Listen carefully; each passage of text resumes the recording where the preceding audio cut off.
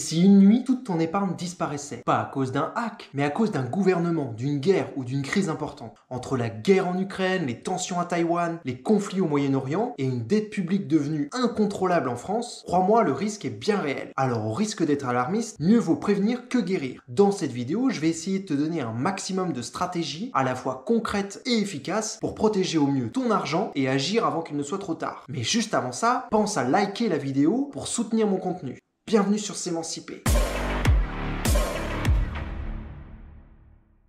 Pour commencer, déjà intéressons-nous à comment se finance une guerre. Déjà, il faut le savoir, lors d'un conflit ou d'une crise majeure, de nombreuses études l'ont prouvé. Rares sont les populations qui souhaitent partir en guerre. Il y a toujours eu, et il y aura sûrement toujours, une propagande des États. C'est ce qu'Emmanuel Macron s'attelle d'ailleurs à faire depuis quelques années maintenant. Lorsqu'il nous parle de la guerre en Ukraine, son objectif c'est qu'on le suive, qu'on commence à penser que cette guerre est utile pour nous aussi, et que c'est ce qu'il faut faire. C'est ce qu'on appelle de la propagande. Ensuite, en plus d'une propagande, il faut bien évidemment de l'argent. Une guerre, ça se finance, et il faut toujours trouver des capitaux. Et pour cela, les États ont toujours trois options. La première option, c'est l'emprunt massif. C'est ce qu'Emmanuel Macron aimerait faire. Et c'est pour cela qu'il nous a proposé d'ailleurs publiquement d'investir avec 500 € dans le financement de la guerre. C'est cette méthode qui avait été utilisée principalement pendant la Première Guerre mondiale.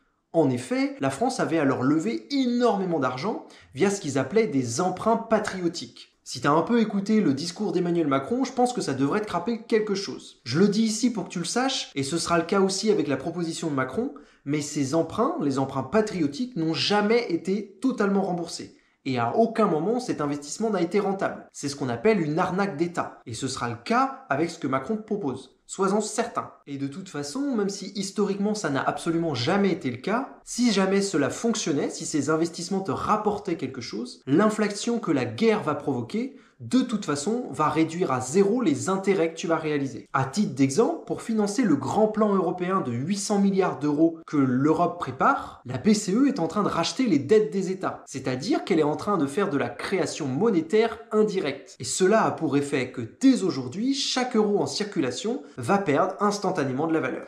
Deuxième option, lorsque les États ne souhaitent pas emprunter auprès de leur population, ils peuvent aussi faire de la création monétaire. Avec le Covid, je pense que tu as déjà eu un aperçu de ce que cela peut provoquer. Pendant la Seconde Guerre mondiale, l'Allemagne nazie, qui occupait alors la France, a eu besoin de se refinancer. Elle a donc demandé ou exigé à la Banque de France de lui imprimer un maximum d'argent, et le résultat, comme à chaque fois, le franc de l'époque s'est dévalué, et une inflation massive a ruiné tous les épargnants français. C'est ce qui a de grandes chances de se produire.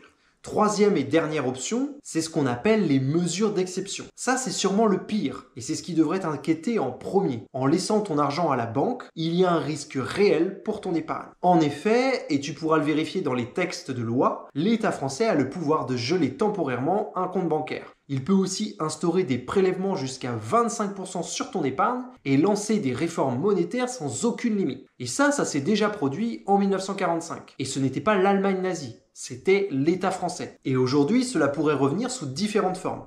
Comme par exemple une limitation des retraits quotidiens, ça c'est totalement faisable, un plafonnement des virements à l'étranger, là ils l'ont déjà fait il y a quelques années avec la Russie, aujourd'hui si tu veux envoyer de l'argent à ce pays, ce n'est plus possible. Ou alors, troisième option, une interdiction de certains actifs, comme l'or par exemple, les crypto-monnaies, je ne sais pas, la bourse, qu'importe. Ils peuvent aller jusque-là.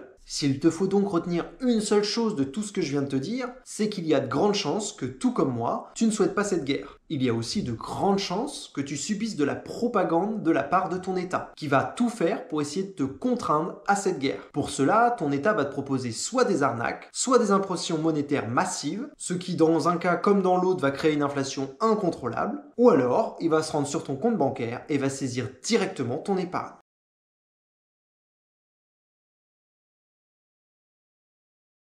Désolé, je sais que j'ai été plutôt inquiétant avec ce début de vidéo, mais franchement, je pense que c'était important que tu aies en tête tous les éléments. Maintenant que tu es bien conscient des enjeux qui vont peut-être se produire, voyons ensemble ce que tu peux faire pour concrètement protéger ton épargne. Admettons par exemple que tu aies, 5 ou 10 000 € sur un livret A. Qu'est-ce que tu peux faire? Solution numéro 1, tu peux diversifier dans d'autres devises. Oui, ça semble évident, mais pour éviter une inflation trop importante sur l'euro, il faut que tu achètes d'autres monnaies. Tu peux par exemple convertir entre 20, 30 ou 40% de ton épargne en francs suisses par exemple, ou en dollars américains. Le franc suisse parce qu'il est adossé à l'une des meilleures politiques monétaires du monde. Et le dollar américain parce que c'est la devise mondiale de référence. Ces deux monnaies-là, elles sont considérées comme extrêmement sûres et elles ne sont pas directement concernées par l'euro. Donc ça te permet de te protéger de l'euro. Solution numéro 2, tu peux également t'exposer à de l'or physique ou ce qu'on appelle de l'or papier sur un ETF Gold par exemple. Je pense que tu le sais, mais l'or est une valeur refuge. En période de crise, sa demande grimpe énormément et donc son prix aussi. En conservant alors une partie de ton épargne en or, quand tout va bien, ton argent ne devrait pas trop bouger. Bon, il peut peut-être un peu chuter, mais ça devrait à peu près se maintenir. Et quand tout va très mal, ton épargne va prendre de la valeur, ce qui est plutôt positif. Je pense à ma mère également qui a des fois accès à du cuivre. Le cuivre, vaut mieux le garder en cas de crise parce que le cuivre va aussi prendre de la valeur. Et c'est donc important de garder des actifs qui prennent de la valeur plutôt que de les vendre. Surtout si à côté de ça, c'est pour garder de l'euro, qui lui va présenter réellement un risque. Admettons à présent que tu es, je ne sais pas, entre 20 et 30 000 euros sur un PER. Qu'est-ce que tu peux faire? Première chose, déjà, il faut absolument que tu comprennes ce dans quoi tu as investi. Sur un PER, tu dois sûrement avoir quelques ETF en bourse et très certainement du fonds euro. En gros, de la dette française. Et ça, c'est vraiment le plus catastrophique. Avec l'euro, la dette française, c'est le pire en cas de crise. Déjà parce qu'en temps normal, détenir de la dette d'un des pays les plus surendettés d'Europe, voire le pire, c'est vraiment pas la meilleure des idées. Mais en temps de guerre, c'est carrément du suicide. Donc si ton PER est détenu dans une banque, prends immédiatement rendez-vous avec ton banquier et demande-leur de vendre ton fonds euro en échange d'un ETF ou plusieurs ETF internationaux, comme le MSCI World ou le S&P 500. Cela te permettra de t'exposer donc au monde entier et peut-être que la bourse va prendre cher dans cette période de crise, mais elle va remonter un jour. Et ce qui compte, c'est que comme tu es investi sur le monde entier, ton risque il est réduit. Alors que sur du fonds euro, avec l'inflation, contrôle de la monnaie, la dépense à outrance, etc., c'est juste mort. Tu ne vas rien retrouver après cette guerre. Si tu as des convictions et de l'envie, tu peux aussi rajouter certains ETF qui sont présents dans des domaines spécifiques, comme l'énergie, la défense, les technologies par exemple. C'est des domaines qui en cas de conflit, je pense, vont prendre de la valeur. Mais ça, c'est vraiment si tu as envie d'avoir un PER un peu plus complexe, qui te rapporte vraiment quelque chose. Si tu veux juste te protéger, vire le fonds euro. Et vire un maximum de ton euro. C'est le plus important. Comme je te le disais tout à l'heure, tu peux aussi rajouter des matières premières. Mais ça, c'est vraiment pas obligatoire. Deuxième chose, il faut absolument sur un PER que tu vérifies auprès de ton banquier les options de déblocage anticipé. Certains PER peuvent se débloquer en cas d'achat d'une résidence principale, tes fins de droit au chômage, une invalidité, etc. Même si ton but est de financer ta retraite, mieux vaut savoir à l'avance comment accéder à ces fonds. Si jamais un jour l'État décide de bloquer temporairement tous les PER. Parce que ça, ils peuvent le faire.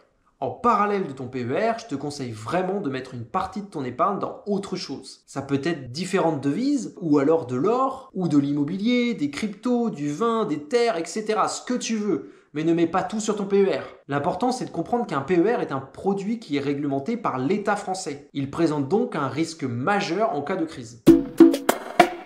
Pour conclure, voici 5 grands principes à mettre en place. Premièrement, ne laisse plus ton argent dormir sur un livret A. Il perdra forcément contre l'inflation. Deuxièmement, diversifie ton épargne en plusieurs devises, de préférence du franc suisse ou du dollar américain. Troisièmement, protège ton capital avec de l'or, de l'immobilier ou tout autre actif qui te semble important. Quatrièmement, réorganise ton PER pour éviter une exposition à la dette française. Et comme 5e point, renseigne-toi sur tes options de déblocage pour essayer de sortir au moins partiellement du système bancaire. Voilà, on ne peut bien évidemment pas prédire le futur, mais je pense qu'avec toutes ces infos, tu seras peut-être un peu mieux préparé. Si tu veux revenir sur certains des sujets que j'évoque dans cette vidéo, n'hésite pas à me poser des questions en commentaire. En attendant, je te propose de creuser un peu plus sérieusement le sujet de la crypto-monnaie avec l'une de mes vidéos préférées, et je te la mets juste ici.